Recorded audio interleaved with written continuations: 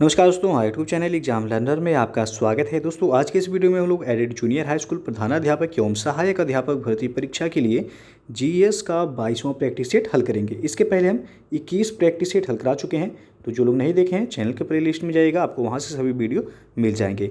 तो वीडियो को like share कर दीजिएगा। चैनल पर पहली बार आए हैं तो चैनल को सब्सक्राइब कर लीजिएगा, साथ में बेल आइकन को प्रेस कर लीजिएगा, जिससे आने वाले अगले वीडियो का नोटिफिकेशन आपको पहले मिलता रहे।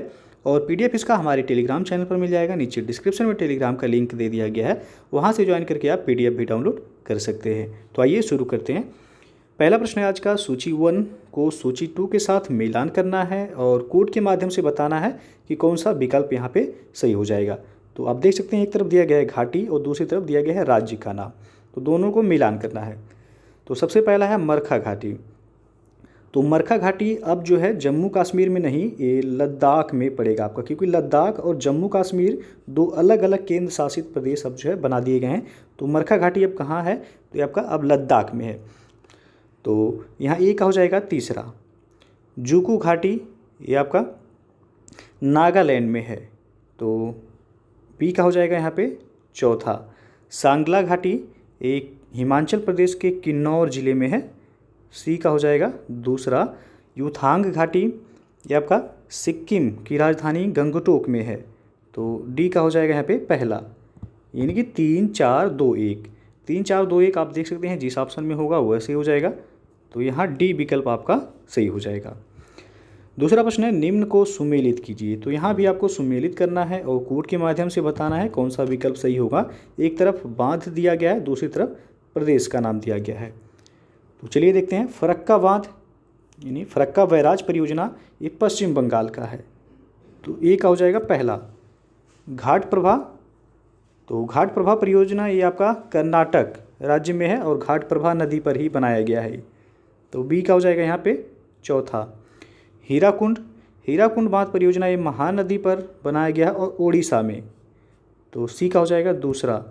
काकरापार परियोजना गुजरात राज्य में ये ताप्ती नदी पर बनाया गया है, तो डी का हो जाएगा तीसरा। 1 4 2 3, 1 4 2 3 आप देख सकते हैं विकल्प यहाँ पे ए सही हो जाएगा। तीसरा प्रश्न है, निम्न में से किसे चिपको आंदोलन का नेता माना जाता है। तो यहाँ पे सी ऑप्शन से हो जाएगा सुंदरलाल बहुगुणा। 1970 के दशक में देश भर में वनों के विनाश के विरुद्ध हुए संगठित प्रतिरोध को चिपको आंदोलन का नाम दिया गया था और सुंदरलाल बहुगुणा इस आंदोलन से जुड़े रहे और उन्हें इसका नेता माना जाता है। और यह उत्तराखंड, आपको पता होगा कहाँ से जो है शुरू हुआ था, उत्तराखंड से। चौथा प्रश्न है, सूची 1 को सूची 2 के साथ मिलान करना है। एक तरफ राज्य दिया गया है, दूसरी तरफ राष्ट्रीय उद्यान दिया गया है, तो आपको कोड के माध्यम से बताना है कौन सा विकल्प सही हो जाएगा। तो सबसे पहला है, उत्तराखंड में कौन सा राष्ट्रीय उद्यान है, तो राजाजी राष्ट्रीय उद्यान ये आपका उत्तराखंड में है, ई का हो जाएगा दूसरा। असम में है आपका मानस राष्ट्रीय उद्यान, तो बी का हो जाएगा यहाँ पे चौथा। फिर है उड़ीसा, उड़ीसा में है सिमलीपाल राष्ट्रीय उद्यान, तो सी का हो जाएगा यहाँ पे तीसरा। फिर है कर्नाटक, कर्नाटक में है बांदीपुर राष्ट्रीय उद्यान, डी का हो जाएगा पहला।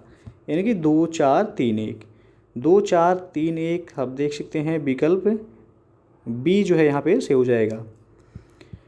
और पांचवा प्रश्न है, समाजवाद मूलतः किसका आंदोलन है, तो ये है कामगार का, डी ऑप्शन जो है से हो जाएगा।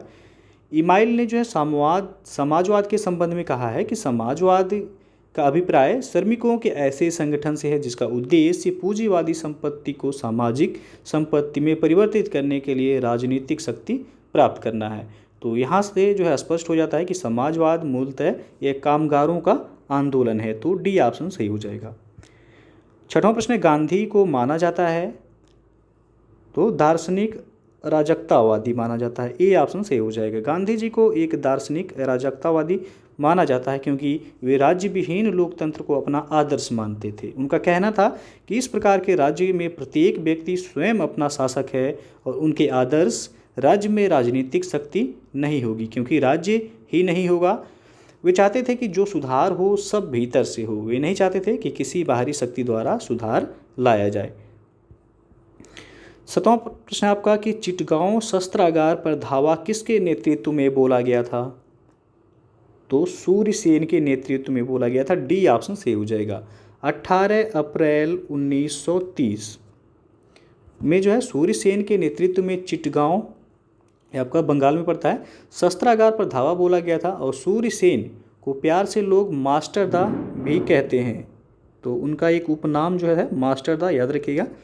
डी ऑप्शन यहाँ सही हो जाएगा। दोस्तों, यदि आप यूपीपीएससी और यूपी ट्रिपल एग्ज़ाम की तैयारी करना चाहते हैं और आप उसमें सफल होना चाहते हैं तो आप अनअकैडमी लर्निंग प्लेटफॉर्म से जुड़ के आप अपनी तैयारी को बेहतर तरीके से कर सकते हैं और आप एग्ज़ाम को आसानी से क्रैक कर सकते हैं। अनअकैडमी पर जो है स्कॉलरशिप टेस्ट, फतेह यूपीपीसीएस स्कॉलरशिप टेस्ट आपका फ्री में कराया जा रहा है। तो जो लोग जो है इस टेस्ट को जो है जुड़ना चाहते हैं, देना चाहते हैं, तो ये हर संडे को दोपहर 1 बजे टेस्ट कराया जाता है और शाम को 7 बजे इसका एनालिसिस कराया जाता है। टेस्ट आपका बिल्कुल जो है फ्री ऑफ कॉस्ट है, यूपीपीसीएस प्रीलिम्स एग्जाम के लिए है, तो आप लोग इसे ज्वाइन जरूर कीजिएगा। अनअकैडमी प्लस फीचर्स आप देख सकते हैं कि यदि आप प्लस कोर्स लेते हैं तो इतने सारे फीचर्स जो है आपको प्रोवाइड कराए जाएंगे।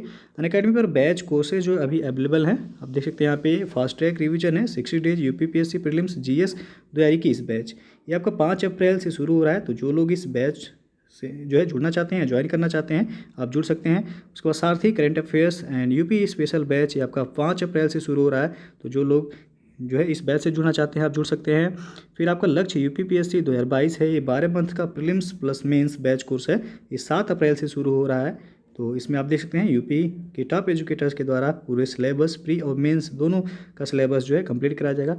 फिर आपका मिशन खाकी, ये कंप्लीट कोर्स है यूपीएसआई का, तो ये आपका 8 अप्रैल से ये बैच शुरू हो रहा है। तो जो लोग इस बैच से जुड़ना चाहते हैं आप जुड़ सकते हैं। और अनअकैडमी पे जो अभी अवेलेबल है यूपीपीएससी अपर सबऑर्डिनेट है, लोअर पीसीएस के बैचेज हैं, आरओ है, यूपीएसआई है, UP triple S C PET exam के लिए है, लेखपाल, बीईओ और ऑप्शनल कोर्स के लिए भी बैच अवेलेबल हैं। और आपको बता दें कि जो है यदि आप अनअकैडमी पर सब्सक्रिप्शन लेते हैं तो आप हमारा रेफरल कोड यदि यूज करते हैं एग्जाम लर्नर, तो आपको 10% का जो एडिशनल डिस्काउंट मिल जाएगा। तो सब्सक्रिप्शन लेते समय आप हमारे रेफरल कोड यूज जरूर कीजिएगा, जिससे आपको 10% का जो है तत्काल डिस्काउंट मिल जाएगा। और आपको बता दें अनअकैडमी पर 1 मंथ का सब्सक्रिप्शन लेते हैं तो आपको 1260 रुपये पे करना है, 3 मंथ का 3150, 6 मंथ का 5040 है, और 12 मंथ यानी कि 1 साल का सब्सक्रिप्शन का फीस जो है 6300 है, और 2 साल का सब्सक्रिप्शन फीस 7560 रुपये है। तो आप लोग जो है एक बार अवश्य जुड़िएगा अनअकैडमी से और अपनी तैयारी को आप बेहतर तरीके से करके जो है आप एग्ज़ाम को आसानी से क्रैक कर सकते हैं। 8वां प्रश्न है आपका कि निम्नलिखित में से कौन एक राज्य का नीति निर्देशक तत्व नहीं है। तो यहाँ आप देख सकते हैं डी ऑप्शन, 14 वर्ष की आयु तक के बच्चों को निःशुल्क शिक्षा, ये नीति निर्देशक तत्व के अंतर्गत नहीं आएगा। संविधान के अनुच्छेद 47 में मद्य निषेध का वर्णन है, जो कि आपको पता होगा। नीति निर्देशक तत्व अनुच्छेद 36 से लेके जो है 51 तक इनका वर्णन है। गौ संरक्षण अनुच्छेद 48 में है, पर्यावरण संरक्षण अनुच्छेद 48 का में है। तो यहाँ आप देख सकते हैं ये सभी नीति निर्देशक तत्व के अंतर्गत आएंगे, जबकि 14 वर्ष की आयु तक के बच्चों को निःशुल्क अनिवार्य शिक्षा, ये आपका अनुच्छेद 21 का के तहत जो है अब मूल अधिकार बना दिया गया। कब बनाया गया? तो इसे 86वां संविधान संशोधन 2002 में। 9वां प्रश्न है, प्रत्यक्ष बंदीकरण अधिनियम के अंतर्गत एक व्यक्ति बिना मुकदमा चलाए बंदी बनाया जा सकता है, तो 3 माह के लिए। बी ऑप्शन यहाँ पे सही हो जाएगा। 10वां प्रश्न है, कौन से गोलमेज सम्मेलन में महात्मा गांधी जी ने भाग लिया था? तो द्वितीय गोलमेज सम्मेलन 1931। बी ऑप्शन यहाँ पे सही हो जाएगा। और 11वां क्वेश्चन आपका, संसद राज्य सूची के विषय के संबंध में कानून बना सकती है? तो यहाँ पे बी ऑप्शन से हो जाएगा कि यदि राज्यसभा ऐसा संकल्प पारित करती है तो। संविधान के अनुच्छेद 249 के तहत यदि राज्यसभा उपस्थित और मत देने वाले सदस्यों के 2/3 बहुमत से ऐसा प्रस्ताव पारित करे कि राष्ट्रीय हित में राज्य सूची के किसी विषय पर संसद द्वारा कानून बनाना आवश्यक है, तो संसद उस विषय पर कानून बना सकती है। 12वां प्रश्न है, लोक निधि का अभिभावक किसे कहा जाता है? तो ये नियंत्रक एवं महालेखा परीक्षक यानी कि कैग जिसे कहा जाता है। बी विकल्प यहाँ पे सही हो जाएगा। भारतीय संविधान के तहत नियंत्रक एवं महालेखा परीक्षक इस संघ एवं राज्यों की लोक निधियों से सभी व्ययों की लेखा परीक्षा करता है, अतः उसे लोक निधि का अभिभावक कहा जाता है। 13वां प्रश्न है, निम्नलिखित में से किस वाद में उच्चतम न्यायालय ने संविधान के मूल ढांचे का सिद्धांत प्रतिपादित किया था? तो यह है केशवानंद भारती। सी ऑप्शन यहाँ पे सही हो जाएगा। केशवानंद भारती बनाम केरल राज्य 1973। इस मामले में उच्चतम न्यायालय की 13 सदस्यीय संविधान पीठ ने संविधान के मूल ढांचे का सिद्धांत प्रतिपादित किया था और इस निर्णय में यद्यपि संविधान संशोधन की संसद की शक्ति को स्वीकार किया गया था, परंतु यह भी कहा गया कि अनुच्छेद 368 संसद को संविधान की मूल संरचना या सांचे ढांचे में परिवर्तन की शक्ति प्रदान नहीं करता है। 14वां प्रश्न है, उत्तर प्रदेश की विधान परिषद में राज्यपाल द्वारा कितने सदस्यों को मनोनीत किया जाता है? तो कुल सदस्यों का 1/6। डी ऑप्शन यहाँ पे सही हो जाएगा। संविधान के अनुच्छेद 171(3) के तहत जो है विधान परिषद में कुल सदस्य संख्या के 1/6 सदस्यों को राज्यपाल द्वारा साहित्य, विज्ञान, कला, सहकारी आंदोलन और सामाजिक सेवा के क्षेत्र में व्यावहारिक अनुभव रखने वाले व्यक्तियों में से मनोनीत किए जाने का प्रावधान है। और 15वां क्वेश्चन है, राष्ट्रपति शासन अधिकतम लगाया जा सकता है? तो 3 वर्ष तक। डी ऑप्शन यहाँ पे सही हो जाएगी। 16वां क्वेश्चन है, निम्नलिखित राज्यों में से किसमें पंचायती राज संस्था नहीं है? तो यहाँ पे आपका सी विकल्प सही हो जाएगा, नागालैंड। भारत में वर्तमान में मिजोरम, मेघालय एवं नागालैंड राज्यों में जो है पंचायती राज संस्था नहीं है, तो यहाँ नागालैंड ऑप्शन में है, सी ऑप्शन सही हो जाएगा। 17वां क्वेश्चन है, पंचायत समिति के सदस्य तो ये प्रत्यक्ष रूप से जनता द्वारा निर्वाचित किए जाते हैं। सी ऑप्शन यहाँ पे सही हो जाएगा। पंचायत समिति ये त्रिस्तरीय पंचायती राज प्रणाली का जो है मध्यवर्ती स्तर है, जिसके सदस्य प्रत्यक्ष रूप से जनता के द्वारा ही निर्वाचित किए जाते हैं। और उत्तर प्रदेश में पंचायत समिति को क्षेत्र पंचायत कहा जाता है। इस प्रकार जो है स्पष्ट है कि पंचायत समिति एक खंड स्तर यानी कि क्षेत्र पंचायत पर जो है गठित होती है। प्रश्न पूछा भी गया है। 18वां प्रश्न है आपका, भारतीय मानक समय की देशांतर रेखा 82 डिग्री 30 मिनट किस नगर से होकर के यह गुजरती है? तो यह इलाहाबाद के पास एक जगह है नैनी, नैनी से होकर के गुजरती है। डी ऑप्शन यहाँ सही हो जाएगा। 19वां प्रश्न है, अंग्रेजों ने निम्नलिखित स्थानों पर जिस क्रम में अपने व्यापार केंद्र स्थापित किए उनका सही कालानुक्रम क्या है? तो सबसे पहले सूरत में स्थापित किया गया था, तो आप देख सकते हैं ऑप्शन यहाँ सूरत के बाद सूरत में स्थापित किया गया था 1613 ईस्वी में। उसके बाद मद्रास में स्थापित किया गया 1639 में, तो सूरत मद्रास हो गया। मद्रास के बाद बम्बई में स्थापित किया गया था 1687 ईस्वी में। तो यहाँ आप देख सकते हैं सी ऑप्शन सूरत, मद्रास, बम्बई और सबसे लास्ट में कलकत्ता में 1698 में स्थापित किया गया था अंग्रेजों द्वारा। तो सी ऑप्शन यहाँ सही हो जाएगा। 20वां प्रश्न है, सिखों का अंतिम गुरु निम्न में से कौन था? तो यहाँ पे सी विकल्प से हो जाएगा, गुरु गोविंद सिंह। सिखों के 10वें एवं अंतिम गुरु जो थे वह गुरु गोविंद सिंह थे। इनको गुरु पद 1675 ईस्वी में प्राप्त हुआ था, जिस पर ये अपनी मृत्यु जो कि 1708 में इनकी मृत्यु हुई थी उस पर ये बने रहे थे। तो सी ऑप्शन यहाँ सही हो जाएगा। 21वां क्वेश्चन है, निम्नलिखित में कौन अक्साई चीन का भाग है? तो यहाँ डी ऑप्शन से हो जाएगा, लद्दाख पठार। अक्साई चीन की अवस्थिति भारत, चीन और पाकिस्तान की सीमाओं के सम्मिलन संधि स्थल पर है। इस भारतीय भूभाग पर वर्ष 1962 में जो है 62 के युद्ध में चीन ने कब्जा कर लिया था। तब से यह भारत चीन के मध्य सीमा विवाद का क्षेत्र है और लद्दाख पठार अक्साई चीन क्षेत्र में ही अवस्थित है, जहां हमेशा जो है विवाद बना रहता है। 22वां प्रश्न है, निम्नलिखित में से कौन एक सुमेलित नहीं है? तो आप देख सकते हैं यहाँ पे एक दर्रा दिया गया पहले, उसके बाद राज्य दिया गया। तो कौन सा सुमेलित नहीं है ये बताना है। नाथुला दर्रा कहाँ है? तो यहाँ अरुणाचल प्रदेश दिया गया है, जो कि गलत है। नाथुला दर्रा है सिक्किम में। तो पहला ही जो है आपका यहाँ सुमेलित नहीं है। लिपुलेख दर्रा है उत्तराखंड में, सही है। रोहतांग दर्रा हिमाचल प्रदेश में है, सही है। पालघाट दर्रा केरल में है, ये भी आपका सही है। तो यहाँ पे ए विकल्प आपका सुमेलित नहीं है। नाथुला दर्रा किस राज्य में है? तो सिक्किम में है। 23वां प्रश्न है, सूची 1 को सूची 2 के साथ मिलान करना है और कूट के माध्यम से बताना है कौन सा विकल्प सही हो जाएगा। एक तरफ जनजाति दिया गया, दूसरी तरफ मूल राज्य दिया गया उनका। तो सबसे पहला है थारू जनजाति, ये आपका उत्तर प्रदेश और उत्तराखंड में निवास करते हैं, तो उत्तर प्रदेश है, तो ये का हो जाएगा यहाँ चौथा। भील जनजाति राजस्थान में, बी का हो जाएगा पहला। गद्दी जनजाति हिमाचल प्रदेश में, सी का हो जाएगा दूसरा। और मुंडा जनजाति झारखंड में, तो टी का हो जाएगा तीसरा। यानी कि 4 1 2 3, 4 1 2 3 आप देख सकते हैं विकल्प डी जो है यहाँ सही है।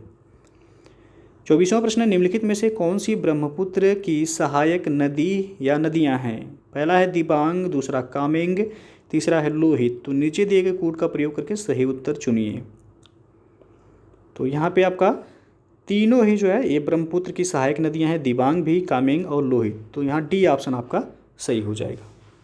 दिबांग नदी ये आपका अरुणाचल प्रदेश के लोअर दिबांग घाटी जिले में प्रवाहित होती है और यह ब्रह्मपुत्र की जो है सहायक नदी है।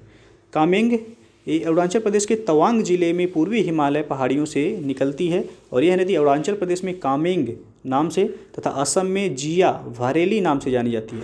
यह भी जो है ब्रह्मपुत्र की सहायक नदी है। लोहित ये पूर्वी तिब्बत में जयालचू पर्वत श्रेणी से निकलती है और यह नदी ब्रह्मपुत्र की एक सहायक नदी है। तो तीनों ही जो है ब्रह्मपुत्र की सहायक नदियां हैं। 25वां प्रश्न है, सूची 1 को सूची 2 के साथ मिलान करना है और कोड के माध्यम से बताना है कौन सा विकल्प सही हो जाएगा। तो चलिए देखते हैं। ये दिया गया आपका खाद्य उत्पादन में वृद्धि किस क्रांति से संबंधित है। तो हरित क्रांति, खाद्यान्न उत्पादन हरित क्रांति हो जाएगा, ये का हो जाएगा पहला। दुग्ध उत्पादन ये आपका श्वेत क्रांति हो जाएगा, बी का तीसरा। मत्स्य पालन ये आपका नीली क्रांति से संबंधित है, सी का हो जाएगा दूसरा। उर्वरक ये आपका भूरी क्रांति से संबंधित है, तो डी का हो जाएगा चौथा। यानी कि 1 3 2 4, 1 3 2 4 आप देख सकते हैं विकल्प ए यहाँ सही है। 26वां प्रश्न है, इवनिंग स्टार किस ग्रह को कहते हैं। तो शुक्र ग्रह को इवनिंग स्टार यानी कि सांझ का तारा और भोर का तारा भी जो है, इसे भोर का तारा, सुबह का तारा या सायंकाल का तारा, तीनों ही जो है शुक्र ग्रह को कहा जाता है। 27वां प्रश्न, निम्नलिखित में से कौन सा एक जलडमरू मध्य अंतर्राष्ट्रीय तिथि रेखा के सर्वाधिक निकट है। तो वह है बेरिंग जलडमरू मध्य, बी ऑप्शन यहाँ पे सही हो जाएगा। और 28वां प्रश्न, निम्न में से किसे ओशिनिया के नाम से अभिहित देशों के भौगोलिक समूह में सम्मिलित नहीं किया जाता है। तो यहाँ पे ए ऑप्शन से हो जाएगा इंडोनेशिया को। ओशिनिया के नाम से अभिहित देशों के भौगोलिक समूह में कुल 14 देश शामिल हैं, इन जिनमें जो है 3 उप समूहों जो कि मेलानोशिया, माइक्रोनेशिया एवं पॉलिनेशिया में विभाजित किया गया है, जबकि इंडोनेशिया इसमें शामिल नहीं है। तो ये ऑप्शन जो है सही हो जाएगा। हालांकि आपका सिलेबस में जो है विश्व का भूगोल नहीं दिया गया है, तो ये प्रश्न जो है पूछा नहीं जा सकता है। 29वां प्रश्न है, दक्षिण एशिया का सबसे बड़ा मरुस्थल कौन सा है। तो यह हो जाएगा थार का मरुस्थल, डी ऑप्शन यहाँ पे सही हो जाएगा। थार मरुस्थल जिसे ग्रेट इंडियन डेजर्ट के नाम से भी जाना जाता है, यह दक्षिण एशिया का सबसे बड़ा मरुस्थल है। यह पश्चिमी भारत और दक्षिण पूर्वी पाकिस्तान में फैला हुआ है। 30वां क्वेश्चन है आपका, निम्नलिखित में से किसका सुमेल नहीं है। तो एक तरफ देश दिया गया है और दूसरी तरफ राजधानी दिया गया है, तो कौन सा सुमेलित नहीं है ये बताना है। फिजी की राजधानी है सुआ, सही है आपका। फिनलैंड की राजधानी ओस्लो दिया गया, ये गलत है आपका। फिनलैंड की राजधानी है हेलसिंकी। ओस्लो किसकी राजधानी है, तो ये नॉर्वे की राजधानी है, तो बी ऑप्शन आपका सुमेलित नहीं है यहाँ। गुयाना की राजधानी है जॉर्ज टाउन, लेबनान की राजधानी है बेरूत, ये सभी सुमेलित हैं, बी ऑप्शन सुमेलित नहीं है। 31वां प्रश्न है, जापान का विशालतम द्वीप कौन है। तो यह है होन्शु, डी ऑप्शन यहाँ पे सही हो जाएगा। जापान ये मुख्यतः 4 द्वीपों होकाइडो, होन्शु, शिकोकू और क्यूशु, कभी कभी क्रम भी जो है पूछा जाता है। तो ये 4 द्वीप है जिसमें सबसे बड़ा द्वीप जो है वह होन्शु है, और जापान की राजधानी टोक्यो जो है ये होन्शु द्वीप पर ही स्थित है। अगला क्वेश्चन है, निम्नलिखित में से कौन एक पत्तन नगर नहीं है। तो यहाँ बी ऑप्शन से हो जाएगा कैनबरा। कैनबरा जो कि ऑस्ट्रेलिया की वर्तमान राजधानी है, ये बंदरगाह नगर नहीं है, यानी कि पत्तन नगर नहीं है। बाकी टोक्यो, न्यूयॉर्क और लंदन ये सभी पत्तन नगर हैं। 33वां प्रश्न है, सूची 1 को सूची 2 के साथ मिलान करना है। एक तरफ भौगोलिक स्वरूप दिया गया है, दूसरी तरफ देश दिया गया है, तो आपको मिलान करना है और कोड के माध्यम से बताना है कौन सा विकल्प जो है सही होगा। तो सबसे पहला है ग्रेट विक्टोरिया मरुस्थल, ये आपका ऑस्ट्रेलिया में है, ये क्या हो जाएगा पहला। ग्रेट कैनियन, ये आपका यूएसए यानी कि संयुक्त राज्य अमेरिका में है, तो बी का हो जाएगा चौथा। लेक विनिपेग, ये आपका कनाडा में है, तो सी का हो जाएगा दूसरा। दक्षिणी आल्प्स, ये न्यूजीलैंड में है, तो डी का तीसरा हो जाएगा। यानी कि 1 4 2 3, 1 4 2 3 आप देख सकते हैं, विकल्प बी यहाँ पे सही हो जाएगा। 34वां प्रश्न है, निम्नलिखित का मिलान कीजिए। सूची 1 और सूची 2 को मिलान करना है, कोड के माध्यम से बताना है कि कौन सा विकल्प सही हो जाएगा। तो सबसे पहला है तुगलकाबाद किला, ये किस शासक ने बनवाया था? तो गयासुद्दीन तुगलक ने, ये का हो जाएगा चौथा। लाल किला दिल्ली का किसके द्वारा बनवाया गया था? तो शाहजहां के द्वारा बनवाया गया था, बी का हो जाएगा दूसरा। हौज खास का निर्माण फिरोज शाह तुगलक ने करवाया था, तो सी का हो जाएगा तीसरा। और द सिटी ऑफ सीरी, ये अलाउद्दीन खिलजी ने बनवाया था, तो डी का हो जाएगा पहला। यानी कि 4 2 3 1, 4 2 3 1 आप देख सकते हैं, विकल्प बी सही हो जाएगा। 35वां प्रश्न है, कथन ए दिया गया, कृष्ण छिद्र यानी कि ब्लैक होल एक ऐसा खगोलीय अस्तित्व है जिसे दूरबीन से देखा नहीं जा सकता। कारण आर है कि कृष्ण छिद्र पर गुरुत्वीय क्षेत्र इतना प्रबल होता है कि यह प्रकाश को भी बच निकलने नहीं देता। तो उपयुक्त वक्तव्यों के संदर्भ में निम्नलिखित में से कौन सा सही है? तो यहाँ पे आपका ए ऑप्शन सही हो जाएगा कि ए तथा आर दोनों सही है और आर ए की सही व्याख्या भी है। 36वां प्रश्न है, निम्न में से कौन सा शिलालेख चालुक्य सम्राट पुलकेशिन द्वितीय से संबंधित है? तो यह ऐहोल अभिलेख, सी विकल्प सही हो जाएगा। ऐहोल शिलालेख चालुक्य सम्राट पुलकेशिन द्वितीय से संबंधित है और यह लेख एक प्रशस्ति के रूप में है तथा इसकी भाषा संस्कृत है। इसकी लिपि दक्षिणी ब्राह्मी है और इस लेख की रचना रवि कीर्त ने की थी। हर्षवर्धन के साथ पुलकेशिन द्वितीय के युद्ध पर भी यह लेख प्रकाश डालता है और प्रशस्ति के अंत में लेखक ने यह दावा किया है कि उसने इसे लिखकर कालिदास तथा भारवी के समान यश प्राप्त किया है। और 37वां क्वेश्चन है, निम्नलिखित में से वह व्यक्ति कौन है जिसका नाम देवानाम प्रियदर्शी था? कई बार पूछा जा चुका है प्रश्न, ये विकल्प सही हो जाएगा मौर्य राजा अशोक। मौर्य सम्राट अशोक के अभिलेखों में उसे देवनाम प्रिय, देवनाम प्रियदर्शी तथा राजा आदि उपाधियों से जो है संबोधित किया गया है। मास्की, गुर्जरा, निटूर, इन सभी अभिलेखों में उसका नाम जो है अशोक मिलता है तथा पुराणों में उसे अशोक वर्धन कहा गया है। 38वां क्वेश्चन है, निम्नांकित में संसार का सर्वाधिक व्यस्त महासागरीय मार्ग कौन सा है? तो यह उत्तरी अटलांटिक महासागर, बी विकल्प से हो जाएगा। उत्तरी अटलांटिक महासागर मार्ग ये जो कि उत्तर अमेरिका एवं यूरोप के 2 बृहद विकसित औद्योगिक प्रदेशों को यह जोड़ता है और विश्व का सबसे व्यस्ततम महासागरीय और समुद्री मार्ग है यह। 39वां क्वेश्चन है, विश्व में बॉक्साइट का बृहत्तम उत्पादक है कौन सा देश? तो यह ऑस्ट्रेलिया, ये विकल्प यहाँ पे सही हो जाएगा। लोकतांत्रिक संस्थाओं के विकास के लिए कौन सा कारक आवश्यक है? तो यह व्यक्तिगत अधिकारों के प्रति सम्मान, डी ऑप्शन सही हो जाएगा। लोकतांत्रिक संस्थाओं के विकास के लिए व्यक्तिगत अधिकारों के प्रति सम्मान आवश्यक है क्योंकि लोकतंत्र का अर्थ ही है कि जनता का शासन। अब्राहम लिंकन का एक कथन आपको याद होगा कि लोकतंत्र जनता के लिए और जनता द्वारा शासन है। तो यदि लोकतंत्र में व्यक्तिगत अधिकारों के प्रति सम्मान नहीं होगा तो लोकतंत्र का विकास जो है वह संभव नहीं होगा। 41वां प्रश्न है, लोकतंत्र में राजनीतिक दबाव समूह का कार्य क्या है? तो यहाँ बी विकल्प सही होगा कि अपनी हित पूर्ति के लिए सरकार पर दबाव डालना। दबाव समूह उन लोगों का समूह होता है जो अपने हितों को बढ़ावा देते हैं और उनकी रक्षा करते हैं। ये सरकार पर दबाव बनाकर लोक नीति को बदलने की कोशिश करते हैं। 42वां क्वेश्चन है कि भारत में प्रत्यक्ष लोकतंत्र का उदाहरण क्या है? तो ये हो जाएगा ग्राम सभा, सी ऑप्शन से हो जाएगा। ग्राम सभा का गठन ग्राम पंचायत के 18 वर्ष से अधिक उम्र के वयस्क व्यक्तियों को मिलाकर किया जाता है और ग्राम सभा की बैठक में संबंधित ग्राम सभा के सभी निवासी भाग लेते हैं और यह प्रत्यक्ष लोकतंत्र का ही जो है एक उदाहरण है। 43वां क्वेश्चन है, निम्नलिखित में से कौन सा एक कथन वैध मुद्रा यानी कि लीगल टेंडर मनी के अर्थ को सही वर्णित करता है? तो यह हो जाएगा बी ऑप्शन सही, कि वह मुद्रा जो कोई ऋणदाता अपने दावों के निपटाने में स्वीकार करने के लिए बाध्य होता है वह आपका लीगल टेंडर मनी यानी कि वैध मुद्रा कहलाता है।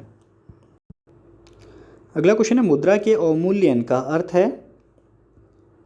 तो यहाँ ए ऑप्शन से हो जाएगा कि अंतर्राष्ट्रीय व्यापार में प्रयुक्त मुद्राओं की तुलना में देश की मुद्रा का मूल्य घट जाना वह मुद्रा अवमूल्यन कहलाता है।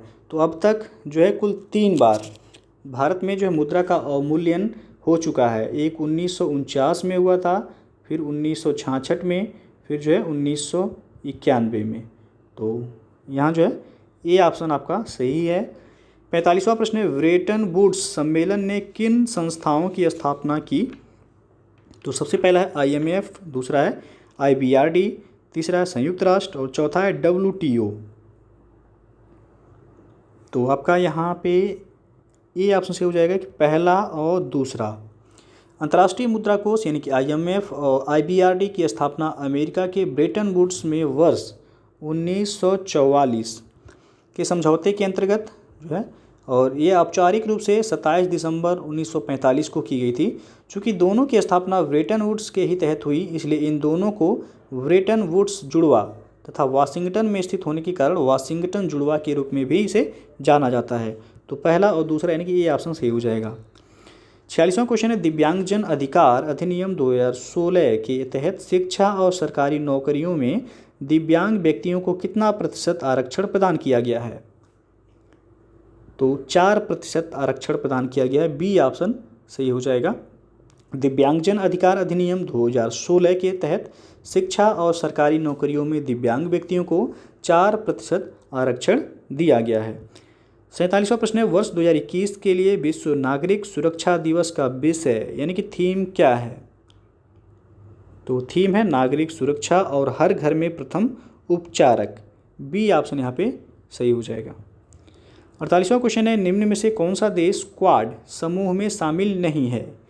तो क्वाड का फुल फॉर्म होता है क्वाड्रिलेटरल सिक्योरिटी डायलॉग। क्वाड का जो है फुल फॉर्म होता है QUAD। तो यह भारत, अमेरिका, जापान और ऑस्ट्रेलिया के बीच एक अनौपचारिक वार्ता मंच है। इसका उद्देश्य है कि हिंद प्रशांत क्षेत्र को मुक्त, खुला और समृद्ध क्षेत्र के रूप में सुनिश्चित करना है। क्वाड के सभी सदस्य देशों ने मालबार नौसैनिक अभ्यास में भाग लिया। तो याद रखिएगा, यहाँ पे जो है पूछा गया क्वाड समूह में कौन शामिल नहीं है? तो इसमें रूस जो है शामिल नहीं है। अभी हम बताए हैं कुल 4 देश हैं, भारत है, अमेरिका है, जापान है और ऑस्ट्रेलिया है। रूस इसमें शामिल नहीं है। 49वां प्रश्न है, CBI की स्थापना कब हुई थी? तो 1963। ए ऑप्शन सही हो जाएगा। 1963 में भारत सरकार द्वारा रक्षा से संबंधित गंभीर अपराधों जैसे कि उच्च स्थानों में पर भ्रष्टाचार, गंभीर धोखाधड़ी, गबन और सामाजिक अपराध विशेषकर जमाखोरी की जांच के लिए केंद्रीय जांच ब्यूरो यानी कि CBI की स्थापना की गई थी। तो यह 1963 में किया गया था। अंतिम प्रश्न है, अंतर्राष्ट्रीय सौर गठबंधन यानी कि इंटरनेशनल सोलर एलायंस ISA की स्थापना की घोषणा किस वर्ष की गई थी? तो यह 2015 में किया गया था। बी ऑप्शन सही हो जाएगा। अंतर्राष्ट्रीय सौर गठबंधन यानी कि ISA की स्थापना की घोषणा संयुक्त राष्ट्र जलवायु परिवर्तन सम्मेलन के 21वें सत्र यानी कि COP जो 21 के दौरान पेरिस में भारत और फ्रांस द्वारा की गई थी। इसकी कल्पना कर्क रेखा और मकर रेखा के बीच पूरी तरह या आंशिक रूप से स्थित सौर संसाधन संपन्न देशों के गठबंधन के रूप में की गई थी। यह एक संधि आधारित अंतर्राष्ट्रीय अंतर सरकारीय संगठन है और इसका मुख्यालय जो है भारत में है। और भारत में कहाँ है? तो गुरुग्राम, हरियाणा के गुरुग्राम में इसका मुख्यालय है। तो याद रखिएगा, इसकी स्थापना की घोषणा 2015 में की गई थी भारत और फ्रांस के द्वारा। तो दोस्तों जो है ये था आपका एडेड जूनियर हाई स्कूल प्रधानाध्यापक एवं सहायक अध्यापक भर्ती परीक्षा के लिए जीएस का 22वां सेट। इसके पहले हम जो 21 प्रैक्टिस सेट हल करा चुके हैं। तो जो लोग नहीं देखे हैं, चैनल के प्लेलिस्ट में जाइएगा, आपको वहां से सभी वीडियो मिल जाएंगे। तो वीडियो यदि पसंद आया हो तो लाइक शेयर कर दीजिएगा। चैनल पर पहली बार आए हैं तो चैनल को सब्सक्राइब कर लीजिएगा, साथ में बेल आइकन को प्रेस कर लीजिएगा, जिससे आने वाले अगले वीडियो का नोटिफिकेशन आपको पहले मिलता रहे। और PDF इसका हमारे टेलीग्राम चैनल पर मिल जाएगा, नीचे डिस्क्रिप्शन में टेलीग्राम का लिंक दे दिया गया, वहाँ से ज्वाइन करके आप PDF भी डाउनलोड कर सकते हैं। तो वीडियो को पूरा देखने के लिए बहुत बहुत धन्यवाद।